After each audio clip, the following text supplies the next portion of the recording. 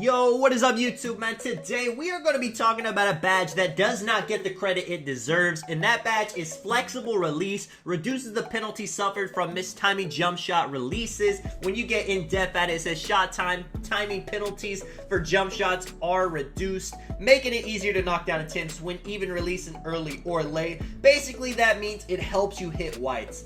Now, people are gonna say you should never shoot a white, you need to learn your jump shot and green it every time. But my first point of this video is, if you're a play shot with a 95 3-pointer, yes, you can do that. If you're a pure sharp, yes, you can do that. If you're any other build in the game, if you only have a 83, a 73, a 63, 2K will not allow you to green every single shot. There is a pure green window. If you guys didn't know, it's in the mid 80s. If your build does not have that, it does not matter how good you are at timing your jump shot. Even if you time it perfectly every single time, it's going to give you a white. Now, when that happens, Flexible Release is gonna give you a boost.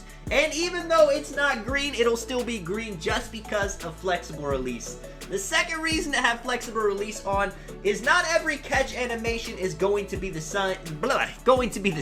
Sometimes you're going to catch the ball, it's going to be weird, you're going to mistime it a little bit, and Flexible Release is going to save you. Nobody can shoot perfectly every single time. We are not human zins. There is going to be human error. So why would you not want to have a badge on that's going to help you hit those shots that you make mistakes on, that you don't time it perfectly right? Now, right off the bat, I hit an easy mid-range white. It goes in. This is an early gameplay. I did not have my jump shot mastered on this build, and you can really see that in these two gameplays. Flexible Release helps me at a ton. I'm releasing it pretty good, just not quite there yet. I get a dunk right there, man. People do not think my stretch can shoot. I made it differently right there. Another white. You see my guy kind of dances around like he greened it. That is a result of Flexible Release as well. It just makes you white green these shots.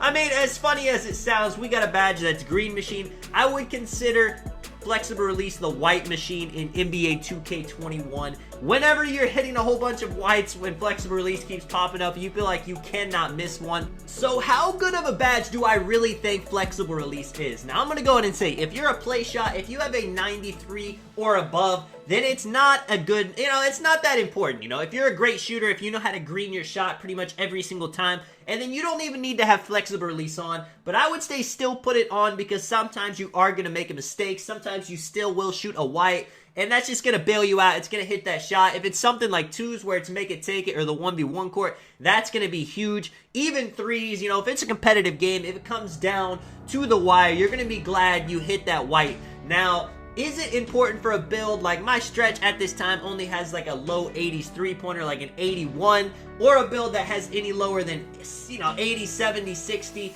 then I think Flexible Release is the most important badge to have on, other than Range Extender and Hot Zone Hunter. It's gonna help you hit whites, you're gonna shoot them, so you're just gonna have to be able to make them. 2K made it tough to shoot this year, so you need every single boost you can get, and Flexible Release definitely gives you a huge boost when it comes to getting whites to drop. Now, you see, I have not shot too many greens. I think that was actually my first 3-pointer green, not even 3-pointer, first 2-pointer green of the game, and you see I have not missed a shot. These guys have got to be mad. It's kind of messing up their defense, because they don't want to guard me because I'm shooting whites. But if I'm shooting whites and I'm making them, then that's, it's the same thing as greening the shot at the end of the day. 2 points is 2 points, whether it's a layup, whether it's a green, whether it's a white. Let me game winner it with another white, man. Get them off my court. 6 for 6. If I showed you guys that screenshot, you have no idea if I greened all those shots, if I shot whites, if they were dunks, if they were layups, and that is the beautiful thing about Flexible Release, man. It is not a bum badge. Some builds need it, especially if you have a low 3-point shooter. I got one more gameplay for you guys. Again, these guys look exactly the same. Playmaking shot creator, glass cleaning finisher, me and Beast, play shot, stretch 5. Our offense is very weird, especially in the early days, which these gameplays are. We kind of just run pick and roll, pick and pop, kind of do whatever, do a little bit of ISO. It's a beautiful thing to have flexibility with your lineup.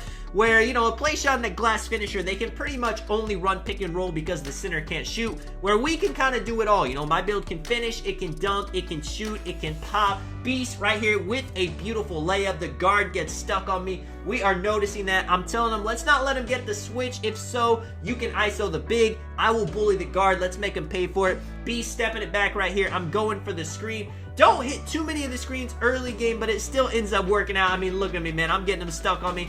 A guard's first instinct is to always get back to the guard and let the big play the center. But whenever you have a popper like me, whenever you can shoot, then the guard really needs to step up on me. Now right here, we do end up giving up the ball, not even on a missed shot. We haven't missed a shot in 2 gameplays so far, but we throw a turnover. But no worries, they're going to do the same thing. Beast again dotted me for the midi.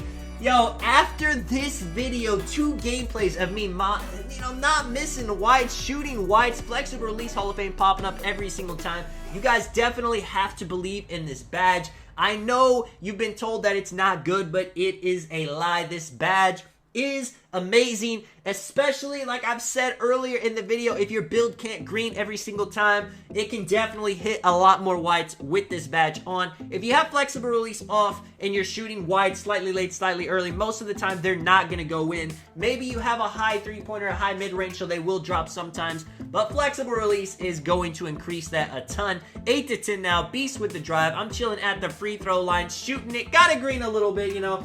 It's very tough. Even, you know, I'm not gonna lie, for the video, I was trying to purposely shoot some whites so I could make this video, but I'm gonna have to green sometimes. And speaking of greens, B steps it back at the 3-point line.